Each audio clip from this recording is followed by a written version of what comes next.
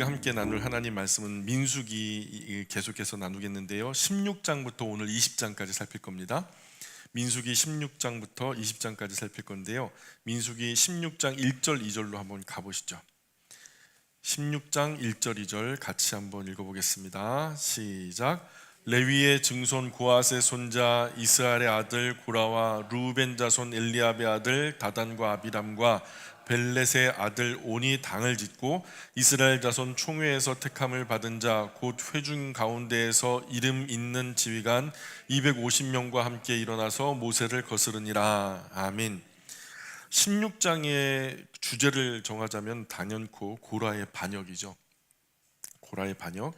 방금 읽었던 말씀 중에서 빨간 글씨가 반역자들 그 앞장선 고라가 이제 아마 선두에 나선 것 같고요. 그리고 다단, 아비람, 온 이런 사람들이 그 뒤를 따른 것 같고, 이들을 지지해서 뒤따라 나온 사람들이 한 250명의 이름 있는 지휘관들, 아마 괄목할 만한 누구나 이제 존경하고 따를 만한 이런 지도자들이 한 250명이 함께 일어난 것 같아요.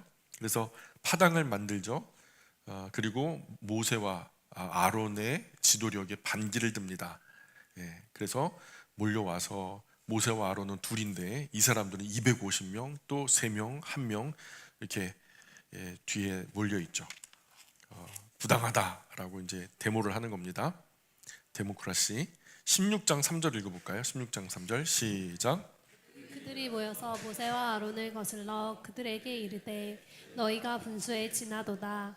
회중이 다 각각 거룩하고 여호와께서도 그들 중에 계시거늘 너희가 어찌하여 여호와의 총회 위에 스스로 높이느냐.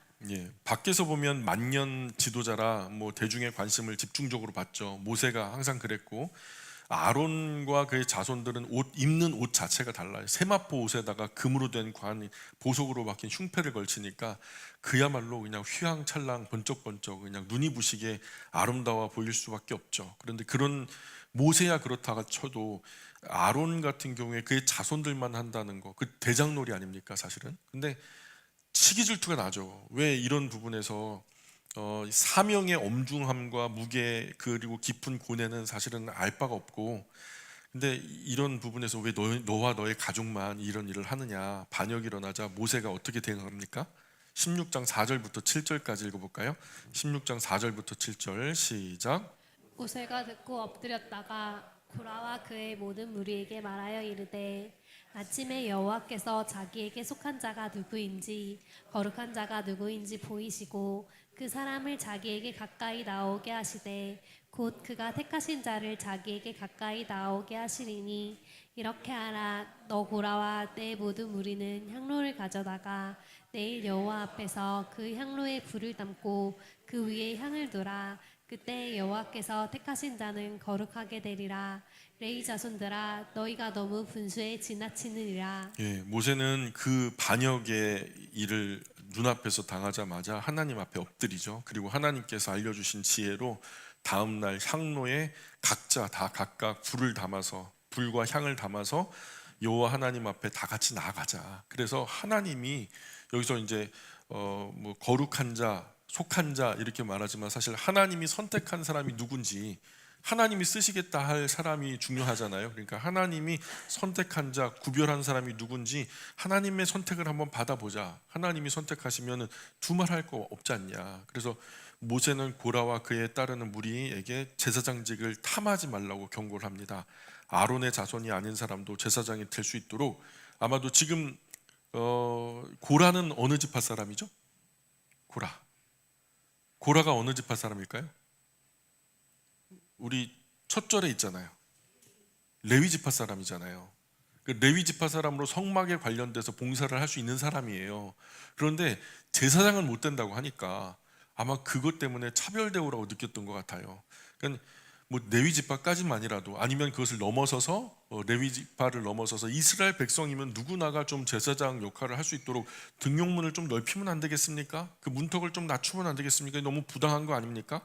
태어난 게 무슨 벼슬이라고 아론의 자손들만 제사장을 합니까? 하면서 이제 반역을 하게 된 거죠. 하나님은 그 모세에게 고라, 다단, 아비람 온 이런 장막을 떠나라고 명령하고요. 회중과 이들의 장막을 따로 분리해 가지고 이제 서게, 하나님 앞에 서게 하죠. 그리고 다 장막 문 앞에 서게 하죠. 모세는 하나님 뜻을 여쭈어요. 그래서 하나님이 누구를 선택하셨는지 보여달라고 하나님께 간구하니까 땅이 갈라져서 고라와 그에 속한 사람들, 가족과 재산을 다 삼켜버리죠. 그래서 향로에 불을 담아 가지고 나온 그 지도자들, 그래서 이름 있는 지도자들 250명의 지휘관도 여호와의 불에 소멸되어 버려요. 그냥 거기서 불이 나와서 그들을 살라버리는 거죠. 그래서 각기 지휘관들이 들고 있던 놋 향로가 있잖아요. 놋으로 된 향로가 있는데 그 향로를 다 모아가지고 이제 그 제단을 쌓는 철판으로 만들어 버려요. 그리고 아론의 자손이 아닌 사람이 절대 분양하지 못하도록 경고하는 표징을 삼습니다. 자, 이걸 기억하세요. 그 놋향로를 가지고 뭐 만들었어요? 제단 철판으로 만들어 가지고 그것을 싸게 하고요. 이후에 또 하나님의 언약궤 앞에 뭘 두는지 그걸 좀 집중해서 보셔야 됩니다. 훗날에 지금을 사는 저와 여러분은 이 제사장직은 사실 예수님의 삼중직이 있죠. 예수님을 예표하는 삼중직이 있어요. 첫 번째는 왕, 두 번째는 선지자, 세 번째는 제사장. 이것은 이 구주 예수님을 예표하는 삼중직이기 때문에 그 상징성 때문에 아무나 등용할 수 없어요. 아무나 쓸 수 없는 거예요. 하나님이 선택한 사람만, 하나님께서 지정한 사람만 할 수 있다라는 거예요. 이것을 넘어서서 북이스라엘처럼 너도 나도 제사장을 하게 되면 사실 하나님의 예표가 훼손되는 거예요. 더러워지는 거예요. 그래서 이스라엘 백성은 자기들 입장에서 쓸만한 지도자들이 이 순간 하나님께서 막 그 불로 다 살라버리니까 다 죽어버린 거 아니에요? 괄목할 만한 지도자들 다 죽어버린 이 사건 때문에 다음 날 또 모세와 아론에게 달려와요. 막 달려와가지고 원망을 합니다. 그죠? 고라, 다단, 아비람 온 그 가족들도 있었을 거고요. 250명의 지휘관들, 그에 속한 자녀들도 있었잖아요. 그러니까 하나님의 진노로 순식간에 죽어버리니까 그 가족들만 해도 적지 않았겠죠. 250명 뒤로 몇 명이나 있었겠어요. 얼마나 많았겠어요. 그러니까 얼마나 원망이 되겠습니까? 그러나 하나님은 이스라엘 백성이 이렇게 원망하는 것 때문에 또 하나님이 가만히 못 있어요. 이들이 타당하잖아요. 우리 아버지 또는 우리 남편 이렇게 왜 무슨 큰 죄가 있다고 죽이십니까? 그렇게 하고 원망하는 그 자리에서 하나님께서 또 이스라엘 백성을 향해서 진노하시면서 이스라엘 백성 가운데 갑자기 전염병이 돌죠. 전염병이 도는데 급하게 아론이 향로를 들고 백성들과 하나님 사이에 서서 하나님 용서해 주십시오 하고서 괜히 자기 때문에 아론 자기가 이 자리에 있는 것 때문에 그 자손들이 제사장들이 있는 것 때문에 그 무고한 백성들이 죽어나가는 것 같은 그런 죄책감 가지고 하나님 앞에 더 처절하게 용서를 구했겠죠. 근데 그러자 하나님께서 연병을, 그러니까 다시 말해서 전염병을 멈추셨지만 이미 그 사이에 14,700명이라고 하는 많은 이스라엘 백성들이 죽어버린 후였단 말이죠. 우리는 민수기 16장 고라당 사건에서 세 가지 교훈을 얻을 수 있어요. 첫 번째는 하나님께서 세우신 질서와 직분을 존중하라는 거예요. 하나님께서 여기서 우리가 착각하시면 안 되는 게 목사에게 복종해라, 장로에게 복종하라 이런 말씀 드리는 게 아니에요. 오늘은 만인 제사장이죠. 오늘 구주 예수님을 나의 구주로 영접한 모든 이들은 우리 세상을 향하여서 다 제사장 직분을 받은 사람들이에요. 그러니 우리가 이 숭고한 직분을 잘 감당하면 되는 것이고, 여기서 하나님께서 세우신 질서와 직분을 존중하라, 이것이 무엇인지는 여러분 스스로가 더 잘 아실 거라고 생각해요. 두 번째는 하나님 지도자에 대한 반역은 하나님에 대한 반역으로 간주하신다는 거예요. 하나님께 세우신 질서 가운데 이것이 구별된 모습으로 정결하게 운용되어지는 가운데 이것에 대한 반역은 하나님에 대한 반역으로 간주하신다는 것. 세 번째는 중보자는 공동체를 살리는 데 아주 결정적인 역할을 한다라는 것을 아론의 역할을 통해서 우리가 보게 되는 것. 이 장은 거룩한 공동체의 질서와 권위, 그리고 하나님의 선택에 대한 존중이 얼마나 중요한가를 강하게 보여주는 거죠. 하나님이 그렇게 하시겠다고 하면 존중해야 되는 거예요. 하나님은 독불장군식으로 안 되는 거 우격다짐으로 막 되게 하는 그런 분이 아니에요. 할 만하니까 그렇게 하시는 거니까 하나님의 권위를 신뢰한다면, 그분을 신앙한다면 우선 신뢰함으로 따르라는 거죠. 순종하라는 거죠. 그게 충성인 거예요. 목사나 장로에게 충성하라는 거 아니에요. 요즘에는 목사도 장로도 엄한 짓 많이 하잖아요. 가만히 보시라고. 여러분 신한 양심적으로 성경을 기준으로 빗대어서 볼 때 하나님께서 시키시는 일을 아주 잘 따르고 순종하는 지도자들에게는 순종해 주셔야 돼요. 만약에 그것을 벗어나서 괜히 개인적이고 사적인 것들을 막 공적인 것으로 유용하고 막 그런다면 그것은 사실은 반기를 드는 게 맞죠. 그런데도 침묵하고 있으면 잘못되는 거고요. 괜히 날 세우고 예민하게 대하지 말라는 거예요. 아침에도 말씀드렸지만 목회자와 성도가 이렇게 날 세우고 막 경계하고 예민해지는 그 사이에서 악한 영들이 활동을 하는 거예요. 그러면은 모두가 손해예요. 모두가 공동체적으로 손해죠.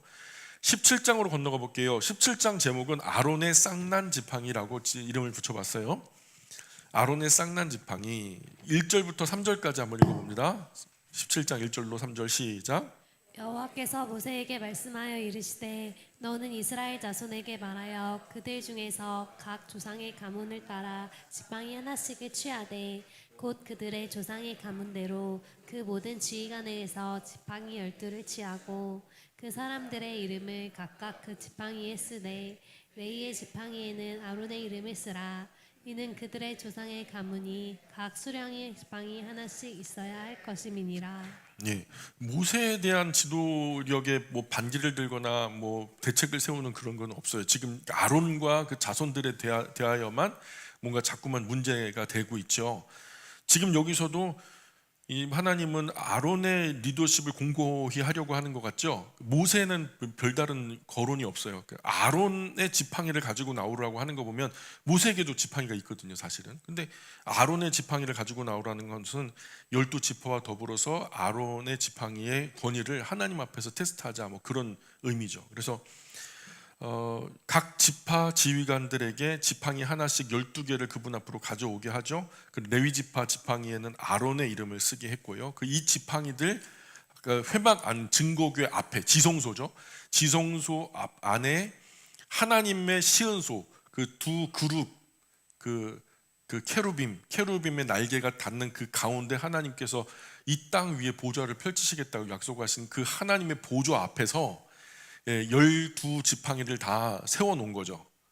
그랬더니 그 지팡이에서 하나님께서 선택한 사람의 지팡이에서만 싹이 날 거다 말씀하셨는데 하나님이 이 기적을 통해서 이스라엘 자손의 원망을 이제 그치게 하고 이제 아론의 리더십에 더 이상 의구심이 없도록 해소하기 위해서 그래서 모세는 지팡이들을 하나님 말씀대로 여호와 앞에 그 언약궤 앞에 두고 다음날 확인해 보니 아론의 지팡이에서만 우미 나고 우미 돋고 순이 나고 꽃이 피고 살구 열매가 맺혔다. 하루 만에 이렇게 돼요? 하루 만에? 하루 만에 그런 거 보신 분? 이런 거는 사실 초자연적인 상황인 거죠. 하나님께서 이렇게까지 아론의 리더십을 확증해 주신 거죠. 단 하룻밤 만에 이루어진 기적이죠. 죽은 나무에서 생명이 솟아났잖아요. 그래서 첫 번째는 하나님께서 아론을 살아있는 제사장으로 세우셨다는 메시지예요. 다른 것들은 다 죽었어요. 죽은 상태 그대로잖아요. 근데 아론의 지팡이만 살아서 우미 돋고 싹이 나고 잎이 나고 막 뭐 꽃이 피고 열매가 맺었으니 그만 살아있다. 하나님 앞에서 그만 살아있는 제사장이다라고 말하는 것이고, 두 번째는 싹과 열매가 열린 자체만으로도 그 제사장직이 하나님께로부터 왔다라는 것은 분명히 이제 확인하고 할 수 있는 거죠. 그리고 세 번째로 히브리어로 말해서 이 살구나무가요. 지금 여기서 무슨 열매가 맺혔어요?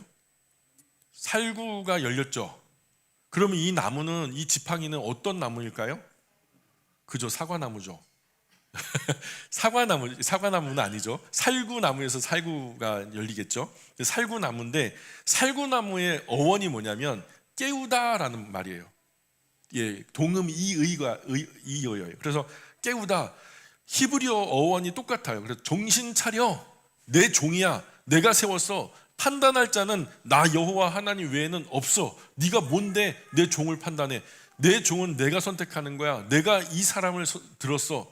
하나님께서 완전히 아론에게 손을 들어주는, 확실하게 손을 들어주는 의미로서 살구나무가 열린 거지. 살구나무에서 살구 열매가 열린 거죠. 그리고 이후로 마지막으로 이 지팡이를 언약궤 앞에 두고 만에 하나 이후에도 아론과 그 자손들이 화려한 옷을 입고 제의를 행할 때에 저 사람들만 뭐 태생적으로 잘났어? 또 반역할 마음을 가지는 사람이 있을까요, 없을까요? 그런 사람들에게 엄격한 표징이 되도록 언약궤 앞에 이것을 보관토록 하나님께서 조치하셨죠.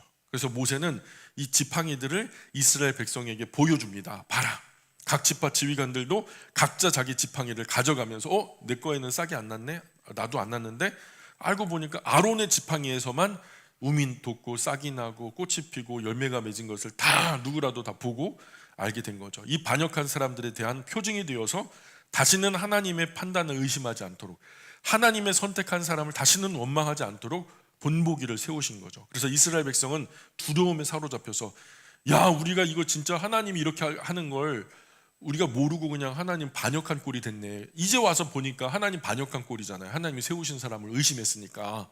그러니까 이스라엘 백성들이 벌써 14,700명이나 전염병에 돌아가고 죽었고요. 그리고 이런 하나님이 확증적으로 아론의 지팡이에서만 열매가 맺혀지게 됐으니까 이제 우린 죽었다, 이제 우린 죽었다 외치죠. 그래서 여호와 하나님의 성막 가까이 나가는 자마다 다 죽고 망하겠다, 누가 하나님 곁에 가겠냐, 무서워서. 그러니까 하나님은 실수가 없어요. 그분의 선택도, 만약에 하나님 무언가를 선택하셨다면 완전한 선택이에요. 그는 다른 어떤 사람이, 다른 어떤 존재가 선택을 한다 해도 하나님이 선택한 그 이상의 선택은 할 수가 없어요. 하나님은 가장 완전한 선택을 하세요. 아론의 지팡이에서 싹이 나는 기적은 하나님께서 직접 제사장을 선택하셨음을 보여주고 있는 거죠. 또 하나, 하나님의 선택에 대한 원망은 멸망을 부른다, 내 권위에 대한 도전으로 보시니까. 고라 반역 이후에 하나님 이스라엘 백성 원망의 경고를 표징으로 다루시죠. 이후 하나님의 주권에 도전하는 사람들을 고라에 비유하는 것만 십수 번이 돼요, 성경 안에서. 하나님의 권위에 도전하는 건 고라당 사건, 막 이렇게 우리는 쉽게 알 수 있잖아요. 그래서 이스라엘 백성은 하나님의 거룩함 앞에서 두려워합니다. 성막 가까이 가는 것조차도 생명의 위협을 느낄 정도로. 전에는 하나님이 너무 쉬웠어, 모든 걸 다 들어주는, 마치 램프 요정 지니처럼. 그런데 이제는 하나님 앞에 우리가 이렇게 편한 것만 아니라 우리가 그분을 좀 어려워도 해야 되겠다라는 생각이 들겠죠. 하나님의 주권에 대한 도전이 바로 17장 아론 쌍난 지팡이 사건으로 하나님의 질서와 직분을 확증하죠. 그래서 16장에서 하나님이 세우신 리더십에 대한 하나님의 주권에 대한 도전이 17장 아론의 쌍난 지팡이 사건으로 하나님의 질서와 직분에 대한 확증이 이루어지고, 백성은 그 앞에 어떻게 반응해야 되는지 가르쳐주는 부분이 있죠. 그래서 18장으로 건너가 보면 이제는 하나님께서 확실하게 하세요. 18장의 주제는 뭐냐면 제사장과 레위인의 책임과 보수를 말해요. 확실하게 제사장과 레위 사람은 다르다, 구별된 그들의 책임, 그리고 그에 따르는 보수도 명확하게 다시 한번 선을 그어줘. 원래 있었어요. 출애굽기에서도 이미 분명하게 선명하게 금을 그어 주셨는데, 이후에 이것에 대해서 또 고라 사건이 있었으니 이후에라도 혹시나 이 선을 넘으면 안 된다라는 것을 가르쳐 주시기 위해서 다시 한번 명확하게 선을 그어 주시죠. 18장 1절로 3절 읽어볼까요? 18장 1절로 3절 시작.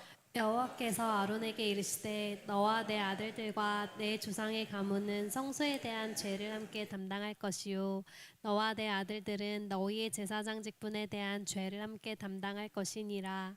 너는 내 형제 레위 지파 곧 내 조상의 지파를 데려다가 너와 함께 있게 하여 너와 내 아들들이 증거의 장막 앞에 있을 때 그들이 너를 돕게 하라. 레위인은 내 직무와 장막의 모든 직무를 지키려니와 성소의 기구와 제단에는 가까이 하지 못하리니 두렵건대 그들과 너희가 죽을까 하노라. 그렇죠. 3절에 보면 명확하죠. 이것은 되나 그거는 하면 안 된다. 가까이 하면 죽을까, 내가 두려워한다. 그죠? 너희가 죽을까. 그래서 아마도 고라의 사건, 이 고라의 반역은 모세의 리더십을 향한 도전이라기보다는 아론과 그 아들들로만 이루어지는 가문 중심의 제사정 족벌, 쉽게 말해서 온 세상이 가지고 있는 족벌 중심의 뭔가 권력, 이런 것들을 되게 우리가 싫어하잖아요. 그런 것처럼 족벌 중심의 제사장 체제를 향한 반역의 비중이 훨씬 더 컸을 것이다. 16장 반역 이후의 추수로는 17장, 18장 과정에서 하나님 모세의 리더십을 공고히 하기보다는 아론의 자손, 즉 제사장들의 책임과 역할을 아주 레위인과 확실하게 구별해서 명확하게 강조하는 모습이 보여요. 그래서 18장은 제사장과 레위인의 직무의 분명한 구분과 그에 따르는 책임, 그리고 그에 상응하는 보상과 보수를 각각 다루고 있어요. 그래서 하나님은 아론과 그 자손에게만 성소의 책임을 맡기셨고 레위인은 그들을 보조하는 역할을 하도록 지정하고 계시는 거죠. 분명하게 구분해 주신 거예요. 서로 넘어서면 안 된다. 월권하면 안 된다. 그래서 이것을 넘어선 왕이 있었죠. 제사장이 해야만 했던 일을 안 오니까 지가 급해가지고 제사장의 일을 해버렸어. 누구죠? 사울. 그쵸? 사울이었어요. 자기가 나서서 사무엘 대신에 제사장 역할을 하려고 하니까 하나님이 어때요? 진노하시죠. 하나님은 선 넘는 거 싫어해요. 그래서 하나님께서 지으신 남자와 여자의 경계를 넘어서는 것도 남자가 남자가 아니라 여자래, 여자가 여자가 아니라 남자래, 이런 것도 싫어해요. 하나님은 명확하게 하셨거든요. 그러니까 심지어 섬유를 다른 실과 혼방 섞어 짜는 것도 싫어하세요. 여러 가지를 섞어서 혼잡하게 하는 걸 하나님 싫어하세요. 창세기에 보면 각기 종류대로 이걸 의도적으로 강조하시고 계세요. 하나님 만드신 그대로가 가장 아름답고 이상적인 거니까 이것을 혼란스럽게 하지 않도록 하나님은 계속 주의를 주는 거예요. 하나님은 순전한 것을 좋아하세요. 하나님은 아론과 그 자손에게 성소와 제단에 대한 책임을 맡기시죠. 그들이 이스라엘 백성의 죄를 대신 담당하도록 하셨죠. 그리고 이는 성소의 거룩함을 유지하고 일반 백성이 접근함으로 인해서 하나님의 진노가 임하지 않도록 구별하시기 위함이었고요. 이런 가운데 레위인은 제사장을 보조하면서 성막 외부의 업무만 담당하도록, 철저하게 지성소와 성소는 제사장들의 책임, 성소의 기구나 제단에는 절대로 접근할 수 없어. 제사장들만 만져야 되는 거야. 이는 이제 제사장과 레위인의 직무를 명확하게 구분하고 계시는 그 질서 유지를 위한 하나님의 조치였다. 이스라엘 백성이 드리는 11조는 레위인에게 주어지고요, 레위인 중에 그 일부를 또다시 제사장에게 구분해 주는, 그래서 이는 생업이 없는 제사장과 레위인을 위한 하나님의 배려였죠. 그들이 먹고 살 수 있는 길은 이스라엘 백성들의 11조를 통해서 인건비를 충당하는 거죠. 생활비를 충당하는 거예요. 그들이 온전히 성막 봉사에 집중할 수 있도록 하기 위한 구조였어요. 제사장은 백성이 드리는 제물 중에 일부를 받을 권리가 있었죠. 이는 그들의 생계를 위해서 하나님께서 공급해 주시는 방식이었고요, 하늘에서 뚝 떨어뜨려 주는 게 아니에요. 뭐 오늘 어떤 목사님들은 하늘에서 주시는 거 먹고 살아야죠 하면서 교회 안에서의 헌금이 교회 용도로만 쓰이도록 자꾸만 이제 뭐 강조하는 그런 흐름이 있어요. 지금 이제 우리 시대에 목회자가 교회에서 헌금되어진 것으로 생활하는 것을 이상하게 보는 시선이 점점 교회 안에서도 많아지고 있어요. 생각해 보세요. 교회 안에 이렇게 구별된 공간을 활용한다라는 것도 여기서 고정 지출이 이루어져요. 예, 뭐 관리비라든가 우리 소유긴 하지만 여기서 관리비도 나가죠. 뭐 때때로 전기세, 뭐 안전관리비라든가 여러 가지 고정 지출 비용이 나와요. 그것만 해도 백수십만 원이 들어가죠. 거기에다가 또 뭐 계절마다 또는 때마다 무슨 어떤 안전 점검을 해야 되고 수많은 비용이 이제 발생을 하거든요. 그래서 오늘 교회가 전임 사역자를 이런 원리로 지금 공급하고 있는데 성도의 11조 중 일부를 전임 사역자 생활비로 책정을 하죠. 지극히 정상적인 상식적인 방법으로 목회자 가정을 공급하고 있어요. 그런데 세대가 지나갈수록 헌금에 관한 재정은 점점점 줄어들고 있다. 젊은 세대가 될수록 우리가 이제 통계 자료를 보니까 이전의 통계보다 이후의 통계가 점점 젊은 세대는 헌금률이 좀 떨어지고 비용의 어떤 그 규모도 작아지고, 이제 지금 62세를 기준으로 해서 그 이후의 세대는 기존에 했던 대로 11조도 드리고 기쁜 일 있으면 더 많이 드리고 뭐 이런 것들이 좀 일반적으로 변하지 않는 그 통계예요. 그래서 그 젊은 교회일수록 목회자가 부업을 갖지 않으면 생활이 어려운 그런 상황이 됐죠. 그래서 작은 교회일수록 목회자가 목회만 하고는 살 수 없는 시절이 오는 거예요. 마치 말라기 선지서에 보면은 거기에 그 11조 강조하는 그 듯한 말씀이 나오잖아요. 대부분 그때 시절의 사람들이 신앙생활 안 하고 못 하고 막 그리고 번거롭다 귀찮다 하면서 하나님 섬기는 것 같다가 막 터부시하고, 그리고 여호와 하나님께 그렇게 제사 드리러 오는 사람들이 없으니까 드려지는 헌물도 없죠. 그 헌물이 없으니까 그 헌물을 생활비로 충당하는 레위인과 제사장들이 먹고 살 길이 막막하죠. 그래서 이제 제사장들이 또 레위 지파 사람들이 처자식 먹여 살리려고 하니까 사방팔방으로 뭐 먹고 살 길 찾아서 택시 운전하고 버스 운전하고 하면서 떠돌아다니고 벌어먹는 신세가 되었죠. 그리고 하나님의 성전은 텅텅 비어서 불모지가 되어가고 있고요. 이런 흐름에서 말라기는 11조를 강조하는 게 아니에요. 다시 바른 신앙생활 안으로 들어와라. 다시 말해서 하나님께서 세우신 거룩한 시스템이 회복될 수 있도록 신앙생활 똑바로 해라. 그래서 레위인과 제사장들은 이스라엘 백성의 헌물과 11조를 통해서 하나님께 드리는 제물의 일부를 거룩하게 받아 누릴 수 있게 하나님께서 살 길을 열어주셨다는 거죠. 그래서 우리의 헌금의 어떤 성경적인 의미는요, 첫 번째는 우리의 헌금은 하나님께 드리는 예배의 일부예요. 우리가 다른 어떤 거 생각하기보다 뭐 목사의 월급, 뭐 교회 관리비 이런 것으로 생각하기보다 제일 첫 번째로 우리가 헌금을 대하는 자세는 예배의 일부다. 우리가 하나님께 나올 때에 하나님께 드려지는 예배의 일부다라고 하는 이 정신이 훼손돼서는 안 돼요. 헌금은 구약 제사의 제물과도 같고 예배 중에 드리는 제물과도 같아요. 하나님께 받은 은혜에 대한 감사와 헌신의 표시이지 이것이 뭐 생활비 충당하라고 십시일반하는 그런 어떤 세상의 기부금 같은 게 아니란 말이죠. 구약에서 드리는 첫 열매와 11조를 드렸고 신약에서는 예수님의 희생에 대해서 감사하면서 자발적으로 드리는 헌신이 강조되어지는 그런 그 물질이 오늘 교회의 헌금이다. 두 번째는요, 성경은 모든 재물의 주인이 하나님이라고 강조하죠. 맞습니까? 그죠? 헌금은 우리가 하나님의 청지기로서 잠시 맡아 그분의 뜻에 따라 물질을 활용할 뿐이에요. 이것은 믿음의 고백이고 물질에 대한 집착을 내려놓는 훈련이에요. 어느 날 주인께서 내가 다시 사용해야 되겠다 하면서 내게 회수권을 발동하시면 다시 돌려드려야 될까요? 아니면 끝까지 붙잡아야 될까요? 돌려드려야 돼요. 이거는 하나님의 권한이에요.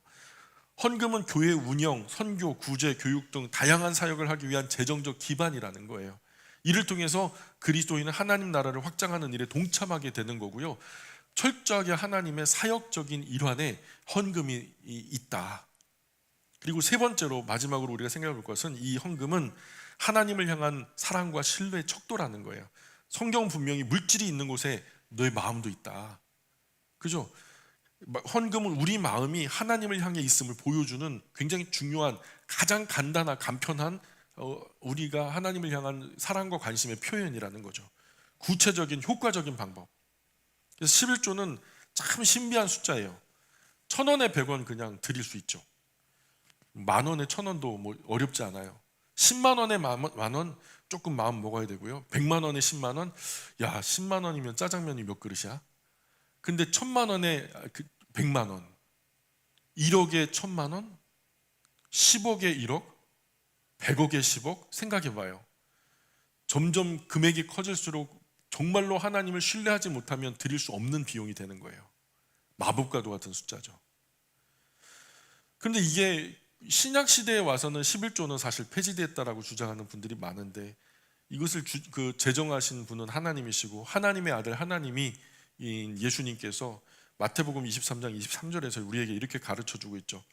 외식하는 서기관 바리새인들에게 너희들 박하와 회황과 근처의 11조, 그러니까 이게 뭐냐면 이 박하, 허브의 허브, 회향, 이게 조미료 같은 것들이에요. 아주 맛을 내는 향신료 같은 작은, 심지어 우리식으로 말하면은 후춧가루 같은 거, 이런 조미료 같은 것에 11조까지 구분해가지고 철저하게 근채는 집 근처에 심거 먹는 채소를 말하는 거예요. 뭐 배추 10장이니까 10장 중에 하나는 하나님 거 하면서 그런 어떤 야채의 쌈 10장 중에 하나는 하나님 거 하면서 그것까지도 구별해 드리면서 율법에 더 중요한 바 정의와 긍휼과 믿음은 버렸다는 거예요. 그러나 이것도 행해야 하고 저것도 버리면 안 된다라고 가르쳐 주신 것이 우리 구주 예수님의 교훈이죠.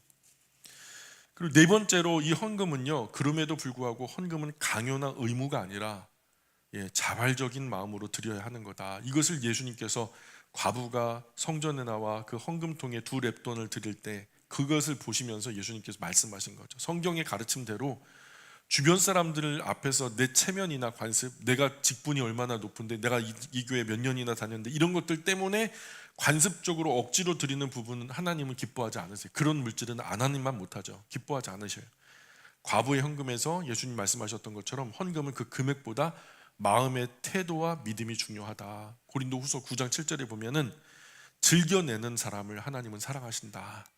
그래서 자원함으로 기쁜 마음으로 드려지는 헌금을 하나님은 바른 헌금이다, 유효한 헌금이다, 의미 있는 헌금이다, 이렇게 보시는 거죠. 그래서 민수기 18장은 하나님께서 제사장과 레위인을 통해서 이스라엘 공동체의 영적 질서, 거룩함을 유지하려는 의도를 보여주고요. 성소의 봉사는 단순한 업무가 아니다. 하나님의 임재와 백성 생명을 보호하는 굉장히 중요하고 거룩한 사역이기 때문에 구별된 사람들이 구별된 섹터에서 구별된 양식으로 하나님께서 시키신 그 일들을 명확하게 해내야 된다. 혼란스럽게 선 넘는 월권하고 그러면 안 된다. 이런 것들을 가르쳐 주시는 거고, 민수기 19장으로 건너가 볼까요? 19장의 제목은 제가 이렇게 붙여봤어요. 붉은 암송아지와 시체 접촉으로 인한 부정이라고 한번 제목을 정해봤어요. 19장 1절 2절 한번 읽어볼게요. 19장 1절 2절 시작. 여호와께서 모세와 아론에게 말씀하여 이르시되 여호와께서 명령하시는 법의 율례를 이제 이르노니 이스라엘 자손에게 일러서 운전하여 흠이 없고 아직 멍에 매지 않은 붉은 암송아지를 내게로 끌어오게 하고. 예, 하나님은 붉은 암송아지 규칙을 말씀하셔요. 그러니까 규례, 율례, 막 법도 막 그러니까 되게 어렵죠. 현대의 언어로 고치자면 룰이라고 하면 좋아요. 룰, 하나님의 룰. 그러니까 번역하자면 하나님의 규칙, 크게 틀리지 않아요. 하나님께서 정해놓은 규칙을 말씀하는데요. 붉은 암송아지 규칙인데 또 이제 시체와 접촉함으로 부정하게 되었을 다시 정결하게 하는 방법도 가르쳐 주죠. 첫 번째 붉은 암송아지 규칙이 1절부터 10절까지의 내용이 있고요. 그 시체 접촉으로 인한 부정이 이루어졌을 때 어떻게 해야 되는지 11절부터 22절까지 내용이 나오죠. 먼저 첫 번째 부분에 보면은 하나님 모세와 아론에게 정결 예식을 위한 특별한 규례를 명령하시는데, 흠 없고 멍에를 매지 않은 붉은 암송아지를 제사장 앞에 가지고 와서 진영 바깥에서 잡고 피를 성막 쪽으로 7번 뿌리게 하죠. 송아지 가죽, 고기, 피, 똥까지 전부 다 불에 태워버리고 태우는 도중에 백향목, 우슬초, 홍색실을 함께 던집니다. 그 재를 모아서 물에 섞어서 정결의 물로 사용하면서 이는 시체 접촉으로 부정해진 사람을 정결하게 하는 데 쓰이죠. 붉은 암송아지는 많은 학자가 구주 예수님의 죄 용서의 희생의 제물의 예표로 해석한다. 대속의 죽음, 그로 인한 죄의 용서, 그로 인한 정결예. 그래서 구주 예수님의 죽음으로 우리의 죄가 정결하게 되는 원리를 상징하는 어떤 제의다라고 해석하고 있어요. 과학적인 방식으로 이게 정결하게 되는 것인지는 그거는 뭐 검증할 수가 없고요. 근데 두 번째 부분 11절부터 22절까지 시체 접촉으로 인한 부정, 죽은 사람 시체 만지면 7일 동안 부정하다 이렇게 말씀하잖아요. 근데 현대에 들어서면서 죽은 사람 시체, 동물과 어떤 사람의 사체에서 눈에 보이지 않는 세균, 병원균이요, 막 죽음과 동시에 모든 그 면역 체계가 무너지면서 외부에서 바깥으로 썩어 들어가는 게 아니라 내부에서 외부로 썩어 나간다는 거예요. 대장균이 어디 있어요? 대장에 있죠. 소장에 있어요. 수십억, 수백억 마리의 대장균이요, 소장에는 단 한 마리도 없어요. 위에도 없어요. 그 대장균이요, 자칫 잘못해가지고 입으로 들어갔어요. 그럼 어떻게 돼요? 식중독 걸려요. 난리 납니다. 면역 체계가 완전히 막 비상 체계로 가동되는 거예요. 그 관문을 맹장이 지키고 있어요. 소장에서 대장에 그 경찰로를 사는 거죠. 대장에 있는 균들이 소장으로 넘어오지 못하게 만드는. 근데 죽음과 동시에 그 면역 체계가 무너지면서 장벽이 허물어져요. 얇은 막이거든요. 단백질 막인데 지방과 단백질로 이루어진 막이 헐어지면서 대장벽을 뚫고서 소장으로도 가고 위로로 가고 안에서부터 모든 혈관을 타고 다 균들이 썩으면서 배가 이렇게 팽창하고 막 나중엔 터져요. 이게 안에서부터 부패해가지고 죽어 나간 거죠. 그래서 지금은 알죠. 이게 상식인데 사체, 동물의 사체나 사람의 사체가 굉장히 중요한 병원균, 더러운 대장균을 포함하고 있다는 것은 지금 우리는 상식인데 하나님 당시에는 이런 미세한 균이 있다는 것을 알 수가 없었어요. 뭐 현미경이 있어야 알죠. 그걸 눈으로 확인할 수 있는 것도 아니고 어떤 과학적인 입증이 그때 당시 있었던 거 아니잖아요. 다만 하나님은 시체를 만지는 것은 부정하다. 그렇게 표현하신 거예요. 설명을 어떻게 다 하겠어요. 그래서 3일째와 7일째 정결의 물로 씻어야 정결하게 되었죠. 시체가 있는 장막에 들어가거나 뼈나 무덤을 접촉해도 부정함이 생긴다. 위생적으로 좋지 않다는 거예요. 그래서 정결, 물을 뿌리지 않은 공동체에서 끊어진다. 그러니까 위생을 확실하게 하는 거죠. 무엇을 태운 물, 그래서 그게 거기서 뭔가를 걸러서 숯에다가 물을 걸러내면 거기에 양잿물이라고 하죠. 거기에다 뭘 빨면 잘 빨려요. 그렇죠? 우리가 가공되던 양잿물이 우리나라에 들어오기 전에 우리 어르신들은 아궁에서 숯을 갖다 이렇게 많이 끄집어내 가지고 물에다 풀어 가지고 그 위에 녹아든 물을 떠 가지고 세제 대신에 썼어요. 그거를. 그렇죠? 우리 어르신들 이미 그런 세대를 지나오신 분들이 있는데 모른 척하고 계시면 어떡해요?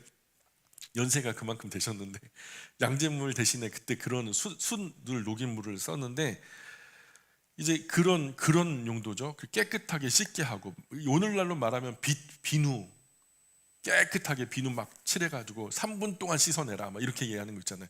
코로나19 때 3분 씻기 기억나세요? 그런 위생적인 강조를 하나님이 이 시절에 하신 거예요. 수천 년 전에.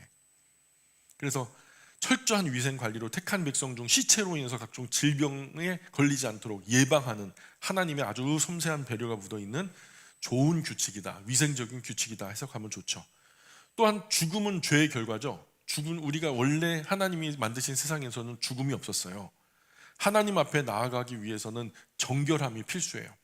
정결 예식은 내적 회개와 순종을 촉구하는 외적 행위로 거룩하신 하나님 앞에 나아갈 때 우리 몸과 마음의 거룩한 자세를 강조하는 의미이기도 한 거예요. 이게 영육 간의 유익이 있다. 씻고 하나님께 나아가는 건 영육 간의 유익이 있다.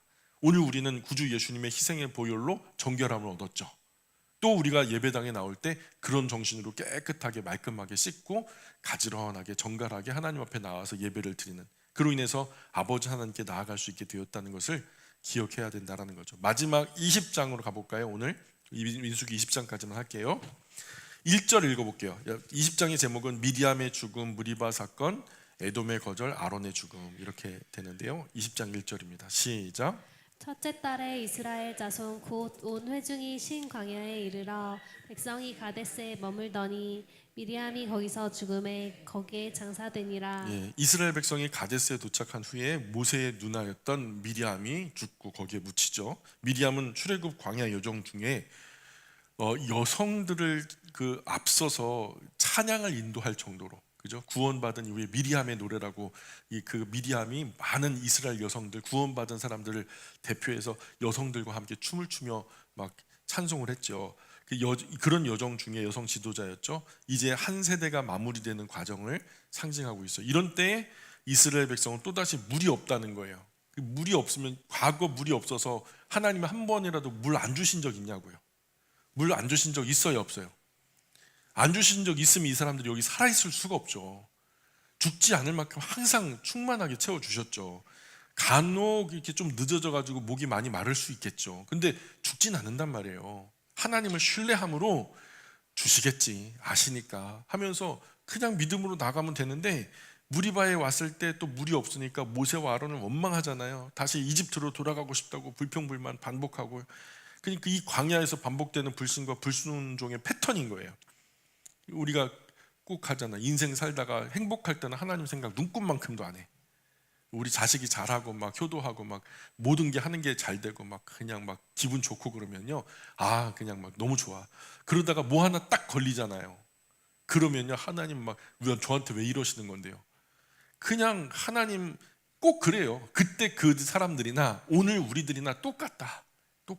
어쩌면 우리는 더한다. 하나님 모세에게 반석에 말해서 물을 내라. 모세야, 반석에게 너가 다만 명령해라. 그러면 물이 나온다고 말씀하셨죠. 그런데 모세가 지팡이를 가지고 2번이나 그냥 사정없이 내리치고 하나님 명령 어겨버린 거예요.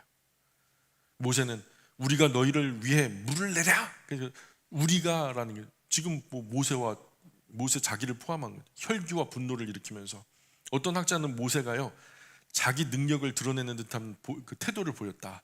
마치 자기가 마술사처럼 뿅 하고 그런 태도를 보였으니 얼마나 교만한가 하면서 어쨌든 결과적으로 하나님의 거룩함을 드러내지 못했다. 이렇게 해석하는 분도 있고요.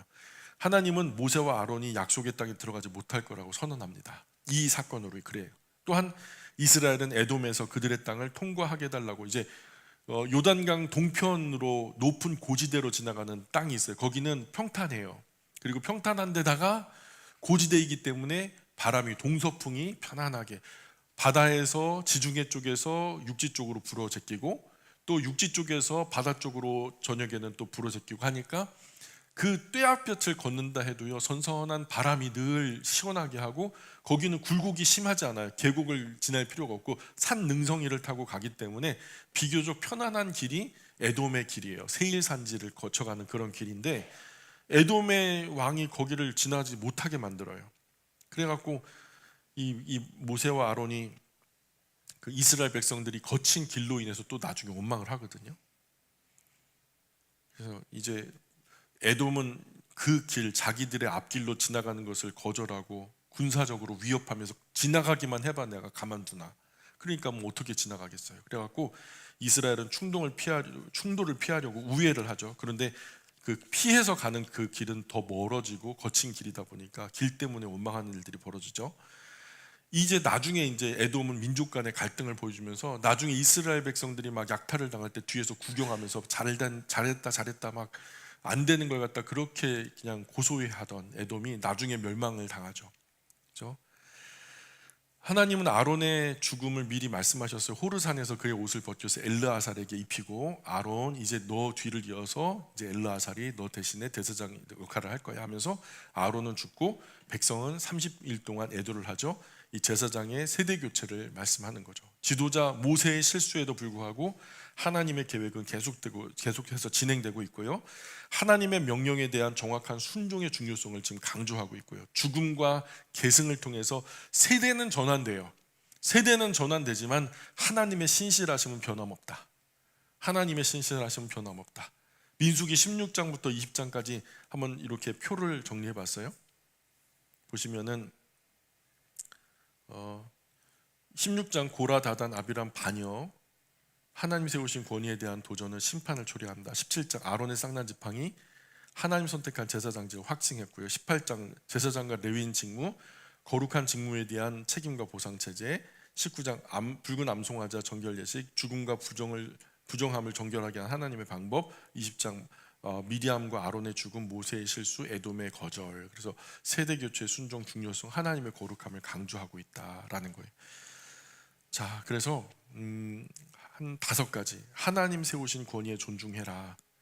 하나님의 선택은 아주 분명하고 거룩하다. 세 번째로 거룩함과 정결은 하나님께 나아가는 필수 조건이다. 네 번째 순종은 정확해야 하고 감성이 앞서면 실수한다. 감정이 앞서면 실수한다. 모세가 감정이 앞선 거잖아요, 그죠? 이게 어떤 센시빌리티한 뭔가 그런 것만 아니에요. 막 앵그리한 거 그런 것도. 그리고 5번째로 우리 세대는 다음 세대로 전환되고 하나님은 여전히 신실하시다. 이러한 내용이 5장 안에 녹아 있습니다. 여기까지 하겠습니다.